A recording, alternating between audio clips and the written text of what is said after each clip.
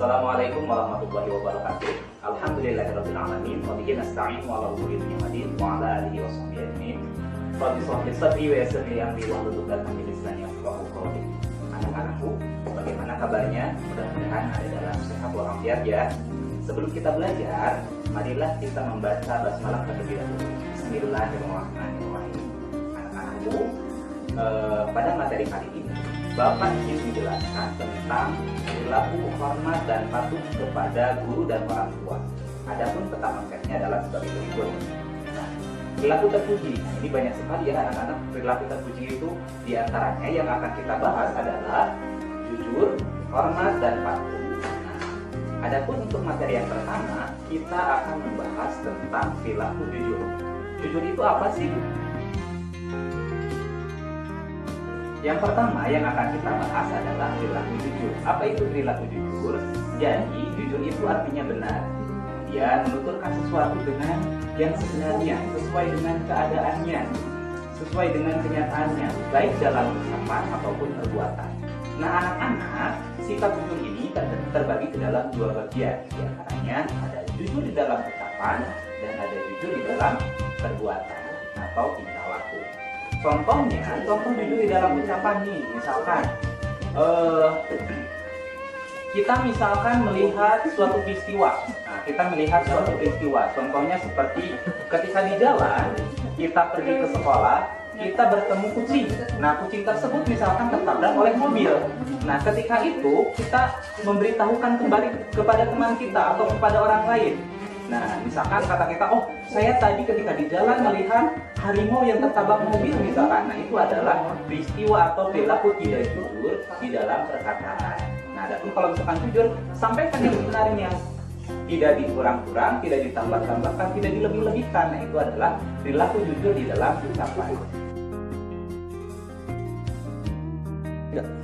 Nah, anak-anak, adapun untuk jujur di dalam perbuatan, contohnya adalah ketika misalkan kita di dalam kelas sedang ujian, membuka soal, kemudian kita kerjakan secara jujur, jadi tidak mencontek atau tidak melihat ke teman misalkan, itu adalah perilaku jujur di dalam perbuatan. Adapun perilaku jujur ini anak-anak bisa kita bagi ke dalam 4 bagian, di antaranya jujur kepada Allah Subhanahu wa taala, jujur kepada diri sendiri, jujur kepada guru dan orang tua, dan jujur kepada orang lain. Nah, di sini Bapak akan menerangkan satu persatu ya. Jujur kepada Allah yaitu dengan cara kita menjalankan perintahnya dan menjauhi larangannya. Apa yang Allah suruh, maka kita laksanakan. Apa yang Allah larang, maka kita jauhi. Nah, kemudian kalau misalkan jujur kepada diri sendiri, apabila kita meyakini sesuatu hal itu adalah baik, maka laksanakan. Dan apabila tidak baik, maka jauhi. Konsisten, apa yang ada di dalam hati kita, kalau benar lakukan, kalau tidak maka jauhi. Itu adalah jujur kepada diri sendiri. Ada jujur kepada guru dan orang tua. Anak-anak, orang tua adalah orang yang sangat berjasa dalam hidup kita. Mereka melakukan segala hal untuk kita, untuk demi kita. Contohnya mendidik, memberi kita makan, pakaian, dan lain sebagainya. Kalau misalkan guru itu adalah orang yang mendidik kita. Secara tidak langsung, guru adalah merupakan orang tua kita selama di sekolah. Nah, selama di sekolah. Kenapa? Karena guru menggantikan peran orang tua selama kita di sekolah. Dan orang tua kita sudah memberikan amanah kepada guru agar guru mendidik kita dengan baik. Nah, kemudian berarti kita harus jujur kepada guru dan orang tua. Dan yang terakhir, kita jujur kepada orang lain, sesama manusia tentunya ya. Manfaat dari sikap jujur diantaranya adalah hidup kita akan selamat. Kemudian yang kedua, selalu disenangi oleh orang lain. Pasti orang lain akan senang kepada kita apabila kita selalu bersikap jujur. Sebaliknya, apabila kita sering berbohong, tidak jujur, maka orang lain akan segan untuk percaya. Walaupun dipaksakan, misalkan kita berbicara jujur, tapi kita suka berbohong, nah orang lain akan berpikir beberapa kali untuk dapat mempercayai kita. Kemudian, yang ketiga adalah mengantarkan kita kepada, atau meningkatkan kita martabat kita. Martabat kita akan dinaikkan oleh Allah Subhanahu wa taala. Kemudian, yang keempat adalah dipercaya oleh orang lain. seperti tadi yang sudah dijelaskan. Dan yang terakhir adalah mendapatkan surga dari Allah SWT nanti setelah hari akhir. Nah, itu mungkin adalah manfaat dari sikap jujur. Kemudian sikap yang kedua adalah sikap hormat. Hormat artinya menghargai, sopan atau tunduk.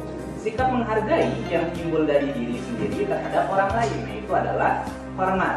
Nah, hormat itu adalah sesuatu hal yang bernilai sekali, yang sangat bermanfaat, yang sangat dibutuhkan oleh umat manusia. Di antaranya ada hormat kepada orang tua dan juga hormat kepada guru. Ada bentuknya, ada tata caranya kita menghormati guru dan orang tua. Di antaranya kepada orang tua ya, kita hormat kepada orang tua diantaranya adalah berpamitan ketika akan pergi, kemudian mendengarkan nasihat-nasihatnya yang baik tentunya ya, yang tidak melanggar syariat Allah, dan yang terakhir tidak meninggikan suara ketika berbicara. Dengan lemah lembut ketika kita berbicara dengan orang tua kita, tidak mama, papa misalkan atau dan lain sebagainya. Itu adalah cara menghormati orang tua. Ada juga menghormati guru. Cara menghormatinya adalah yang pertama diantaranya mendengarkan materi yang disampaikan oleh guru.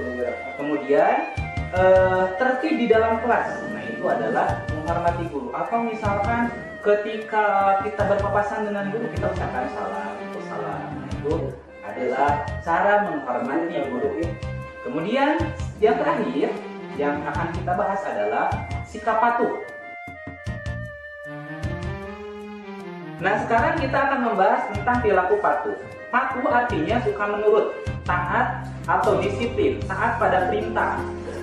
Adapun contohnya, contoh patuh terhadap orang tua adalah ketika misalkan orang tua kita menyuruh kita untuk membereskan kamar, maka kita lakukan hal tersebut selama itu baik, selama itu tidak melanggar aturan Allah, maka lakukan apa yang diperintahkan oleh orang tua.